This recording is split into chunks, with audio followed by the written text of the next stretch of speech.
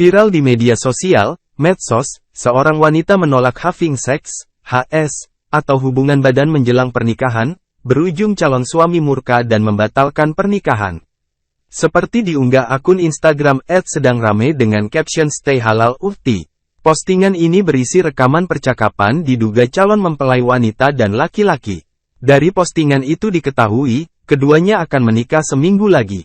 Namun akhirnya pernikahan mereka batal karena si wanita menolak ajakan calon mempelai laki-laki untuk hubungan badan sebelum sah atau ijab kabul. Yang hayu atuh, please, tulis si mempelai pria. Hayu apa? Jawab si cewek, HS, balas si cewek singkat. Astagfirullah, seminggu lagi kita nikah.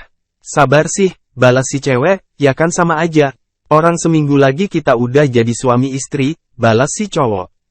Beda atuh ai, sekarang kan belum halal, dosa. Tulis si cewek, tapi kan aku tanggung jawab, bakal nikahin kamu juga ujung-ujungnya, toh undangan udah disebar, gak mungkin aku kabur, kata si cowok.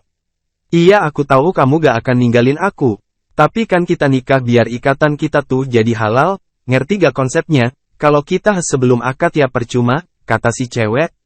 Daripada aku sama orang lain, emang kamu mau bekas orang lain? Ya udah sih gak usah jadi nikahnya kalau gitu.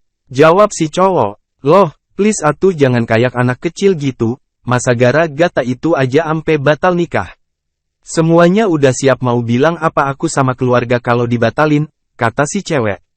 Yah kamu belum jadi istri aja gak taat sama aku. Apalagi udah jadi istri nanti, kata si cowok. Coba pikir deh, keinginan kamu tuh bukan hal yang perlu ditaatin. Itu permintaan tolol tahu gak? Balas si cewek. Gak sopan, nikahnya fix batal. Ancam si cowok. Gila kamu, jawab si cewek. Emang, kata si cowok. Postingan ini pun mendapat berbagai respon dari warganet. Pantauan Tribun Timur Kamis, tanggal 2 November tahun 2023, postingan ini dikomentari 475 kali. Belum diketahui siapa wanita yang curhat soal gagalnya pernikahan gara-gara menolak hubungan badan.